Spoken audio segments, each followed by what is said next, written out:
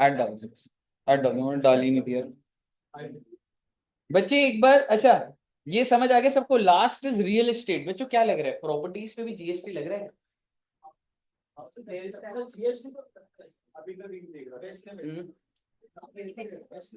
अगर मान लो मेरे पास एक घर है और मैं उसे बेच दूं तो जीएसटी है क्या? हाँ, stamp duty is a different tax. वो ट्रांजैक्शन ट्रांसफर हो रही है इसलिए टैक्स लगता है। जीएसटी है बच्चों इमूवेबल प्रॉपर्टी पे।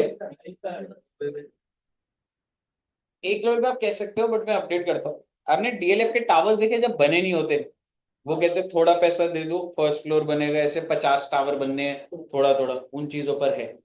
अगर बना बनाया घर ना, सुन लो एक बार, बना बनाया घर आपको बेच रहा हूं, यानी कि कंप्लीशन सर्टिफिकेट मिल चुका है, डॉक्यूमेंट होता है कंप्लीशन सर्टिफिकेट। ऐसे नहीं होता आपने लिंटर डाला दीवारें खड़ी करी काम हो गया, ऐसे नहीं होता।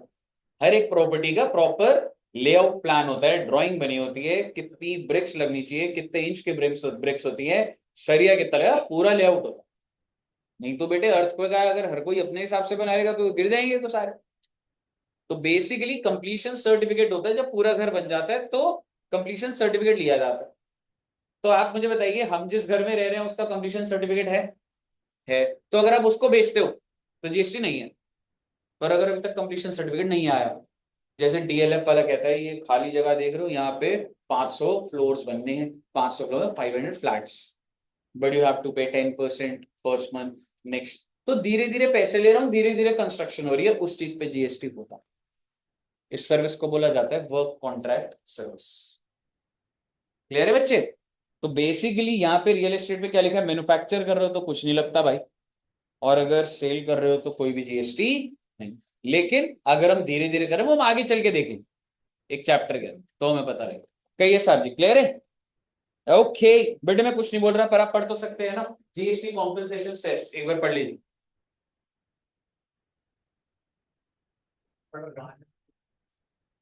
प्लीज ये पढ़िए ना। पढ़ लिया बच्चों ने? हाँ जी, वही है ना, levied to compensate the state for 5 years for loss. ये था ना, levy of GST cess has been extended till 31st March। Depends. हाँ जी, एरेटेड वाटर्स, एनर्जी ड्रिंक्स या ग्लून, है ना? ये दोबारा से वही है, एक बार सुनिएगा। ए, देखो रे, मैं कुछ भी नहीं बोलूंगा, आप आर्टिकल 269 पढ़ेंगे प्लीज।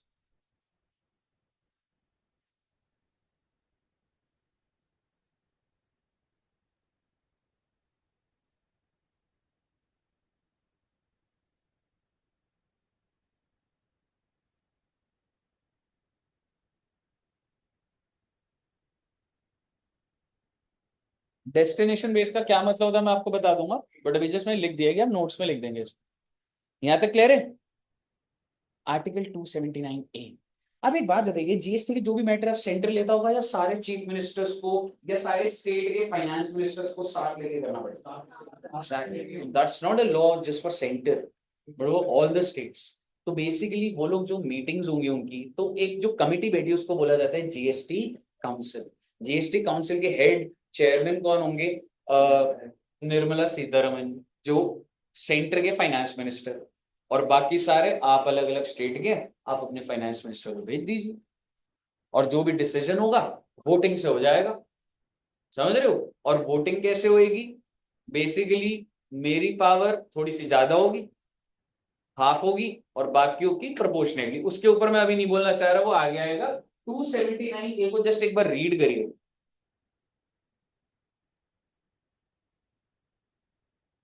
ये पावर किसको दे रहा है बच्चे? To the president to constitute GST. आपको पूरे एक्ट में से बार बार दिखेगा, on the recommendation of GST council, मतलब ऑन द, बार बार ये चीज दिखेगी। तो basically GST council is a deciding body भाई, मेरे को आप सबको साथ में लेके काउंसिल मीटिंग करानी पड़ेगी हर मैटर को लेकर। चेयरमैन कौन होगा? यूनियन फाइनेंस मिनिस्टर, सेंटर के union finance minister. Then member of the council, finance minister, taxation charge, any other minister nominated by the state. आप एक स्टेट से आपको लग रहा है किसी और को भेजना, भेज दीजिए जो भी। Union minister of a state in charge of revenue finance is also minister. Theoretical बात है, नॉर्मल सी चीज है। अगला क्या लिखा हुआ है? हर एक डिसीजन कैसे देखा जाएगा बच्चे? कितना परसेंट लोग अग्री करेंगे तो माना जाएगा? 3/4 of votes. How much percent? So majority नहीं है। मान लो आप यहाँ पे बैठे हो और आपकी सबकी एक एक यूनिट की पावर है, तो मैं 50% से ज्यादा पे नहीं है, 75% एग्री कर दें। और आपको क्या लग रहा है, अगर आप सब स्टेट मिनिस्टर हो, आपकी एक पावर है, तो मेरी भी एक होगी, तो ज्यादा होगी। तो बेसिकली सेंटर का वेट कितना है? 1/3। दैट इज, अगर मैंने वोट डाला, दैट मीन्स 33% हासिल। समझ रहे हो? तो ये जो वोटिंग की पावर होगी, मुझे इसकी गणित के अंदर नहीं जाना, बहुत आसान है वैसे वो। अगर मैंने वोट दिया तो दैट मीन्स 33.33 तो मैं खुद ही हूं। और आप सब कितने परसेंट हो? 66.67। तो सेंटर के पास पावर 1/3, मतलब अगर मैंने यस करा, दैट मीन्स 1/3 हैव अग्रीड। अब मुझे सिर्फ कितना चाहिए बस? और हाँ जी, कैसा है? नहीं, 75% है ना। तो अगर मैं, हाँ, अगर मैं नहीं मान रहा, बिल्कुल नहीं। हाँ जी, हाँ, जीएसटी काउंसिल। ठीक है, और अदर स्टेट्स की कितनी पावर हो गई है बताइए? क्लियर है? 2/3। ओके, बस बेटे खत्म, बेटे खत्म। बच्चों वाला सवाल ये, सप्लायर कौन है, रेसिपिएंट कौन है? आप मुझे बताइए। सप्लायर है दिल्ली का, रेसिपिएंट है दिल्ली का, ये सप्लाई क्या होगी? इंट्रा या इंटर? इंटर। इंट्रा। और अगर इंट्रा इंट्रा होगा तो इंट्रा। कौन सा टैक्स लगेगा? सीजीएसटी। और सीजीएसटी। सप्लायर है यूपी, रेसिपिएंट भी UP. Intra, CGST and SGST. Supplier UP, recipient Delhi, this is inter state supply. और इंटर है तो कौन सा टैक्स लगेगा रे? Chandigarh and Chandigarh. This is intra, within the same state और within the same UT. तो क्या हो गया? इंट्रा, सीजीएसटी और Chandigarh and Delhi. Inter, IGST, Chandigarh and Andaman Nicobar, between two union territories. Inter हो गया रे, IGST, UP and Chandigarh. Clear? All clear till है? ये कुछ याद आ रहा हमने लास्ट क्लास में करा था? फॉरवर्ड चार्ज होता है जिसमें सप्लायर बिल रेस करेगा, पैसा कलेक्ट करेगा, सरकार को जमा कर देगा। वो आईटीसी की कॉम्प्लिकेशन छोड़ दीजिएगा, वो जबरदस्ती बताई थी मैं, अभी आपके लिए इसलिए हैवी हो गया। और रिवर्स चार्ज में क्या होता है? रेसिपिएंट सिर्फ बिल की पेमेंट कर देगा और उस पर जो भी जीएसटी खुद ही जाके जमा कर देगा। ठीक है? पेमेंट कैसे करेगा, आईटीसी मिलेगा नहीं, तो बात की बात है। बताइए, क्लियर है बच्चे? ओके, तो sir very little little is left. क्या आप अभी करना चाहते? ओहो, बहुत अच्छा पॉइंट। हाँ हाँ, कल की। ये मैं सोच कर आया था कि ये वाला आज कराऊंगा। अब बोलोगे तो नहीं कराऊंगा, मतलब मैं सुबह से सोच रहा था मतलब ये वाला पॉइंट। आप बोलोगे तो नहीं कराऊंगा। हाँ? सर आप वैसे नहीं कह रहे। हाँ? मैं बहुत सोच रहा हूँ, मतलब बहुत सोचा मैंने कि देखा जैसा तू। ठीक है से अभी पूरा GST is destination based tax. भाई बात ऐसी है, अगर दिल्ली का सेलर यूपी में भेज रहा है सामान, स्टेप बाय स्टेप बोलिएगा, दिल्ली, ध्यान से सुनिएगा, ये बड़ा बहुत ही अच्छा पॉइंट है। दुकानदार, the seller is from Delhi, the recipient is UP. Intra और इंटर, विच टैक्स? आईजीएसटी कुछ अमाउंट होगा, वो सारा का सारा किसका? Centre of state. Half centre half state. वो आपस में कैसे बांटते हैं वो मैटर नहीं है। IGST आधा सेंटर आधा स्टेट। कौन सी स्टेट? दिल्ली या यूपी? दोनों में हाफ हाफ, मतलब सेंटर का अगर मान ले 100 रुपए है तो 50 तो सेंटर का हो गया, बाकी 50 25 दिल्ली और 25 यूपी।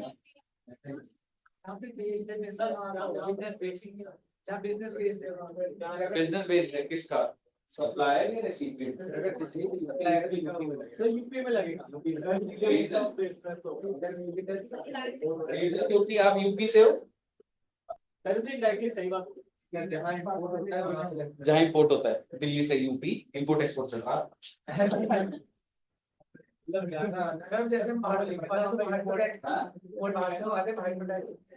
नहीं मतलब बेसिक है, उस पर भी आ जाऊंगा अभी, आप समझिएगा। अगर सोचिए अगर आप दिल्ली से बहुत सारी लिकर बेच रहे हैं यूपी में, लिकर के ऊपर नहीं आना चाहता मैं,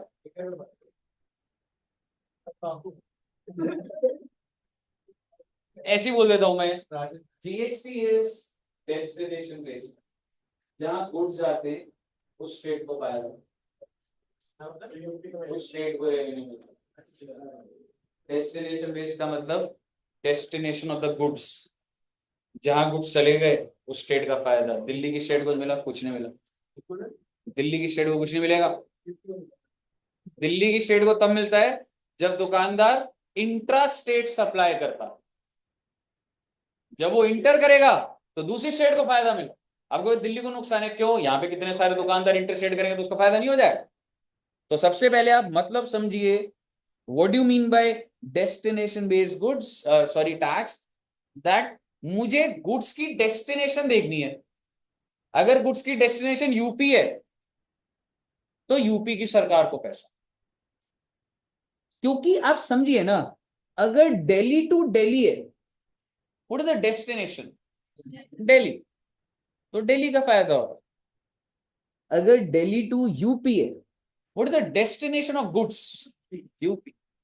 और अगर वो यूपी वाले ने अगर गुजरात में भेज दिया ना, तो यूपी वाले की जेब से निकाल लेंगे पैसे, सेंटर निकाल लेंगे पैसे। एट दी एंड फायदा तब होगा जब कंज्यूमर कहाँ का है। ये बात आपको धीरे धीरे रिलेट हो, क्योंकि हो सकता है ना यूपी वाले ने गुजरात वाले को दे दिया, गुजरात वाले ने हैदराबाद को दे दिया, और कंज्यूमर है हैदराबाद का, तो अल्टीमेटली फायदा किसको होता है? हैदराबाद। बिल्कुल। यहां तक क्लियर है? अगर आपको यहां तक क्लियर है तो आप मुझे बता दो, अगर मैं एक्सपोर्ट कर रहा हूं, now I am talking about export, I am exporting to USA, क्या GST लगेगा? Because the destination is USA।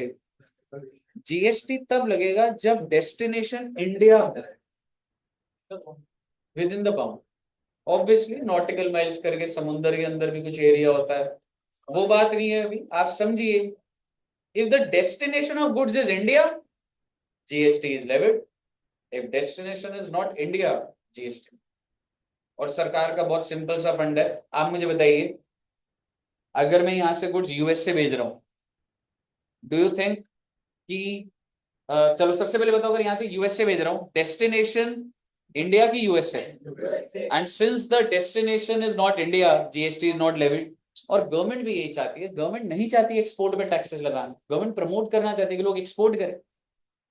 Government wants to promote export, क्योंकि अगर आप एक्सपोर्ट करेंगे तो डॉलर्स आएंगे, और अगर मैं आपके एक्सपोर्ट पे टैक्स लगा दूंगा, तुम तो दुकानदार हो, तुम तो कस्टमर से लोगे, वो कस्टमर तुमसे लेगा ही नहीं सामान, क्योंकि उसको लोकल मार्केट के अंदर ये टैक्स नहीं लग रहा ना, उसको GST, उनकी कंट्री हो सकता है वही ना।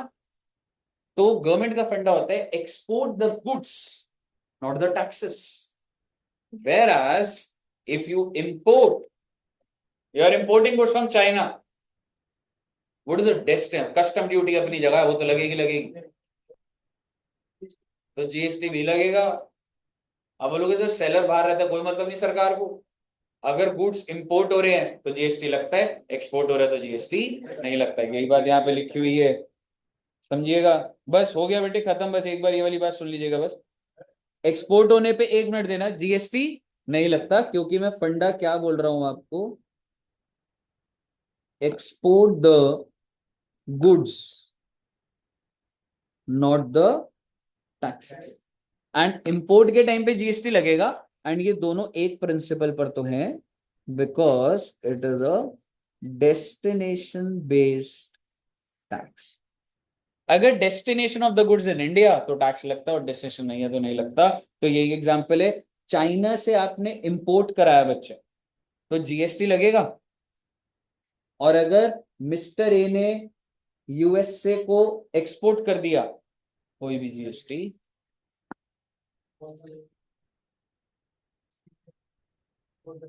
इंपोर्ट करने पे आईजीएसटी, इसके ऊपर भी बात करेंगे। जब आप सामान उतारते हो तो जो स्टेट सबसे पहले होती है उस स्टेट को फायदा मिलता है। मतलब वो बहुत हाई लेवल बात होगी, छोड़ दो उसको, समझ रहे हो? मुझे बताइए, यहाँ तक क्लियर है? तो सर इफ आई से आपका 90% इंट्रोडक्शन हो चुका है। नेक्स्ट क्लास में हमें क्या करना है, वो जीएसटी के इनवॉइसेस कैसे चल रहे हैं और वो जो है ना वो करेंगे। तो कल हम लोग इंट्रोडक्शन को ही खत्म कर लेंगे, ठीक है? कल इंट्रोडक्शन ही कर लेना जीएसटी का, ठीक है? क्योंकि सैलरी अभी सही चल रहा है, सैटरडे करा दूंगा सैलरी का, ठीक है जी?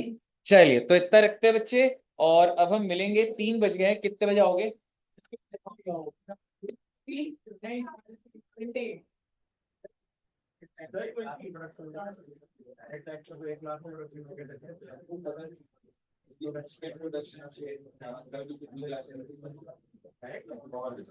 मेरे को याद आ गया, तूने एक ही क्लास 6-6 बार भी ली थी। हाँ, बट मतलब 6-7 लेक्चर्स थे उसके यार, टैक्स निकालना और क्या। हाँ ठीक है, चलिए इतना रखते हैं बच्चे, और मिलेंगे 3:15 पर, ठीक है जी? Okay, okay, thank bye bye. Like you. Subscribe करें, लाइक करें, शेयर करें।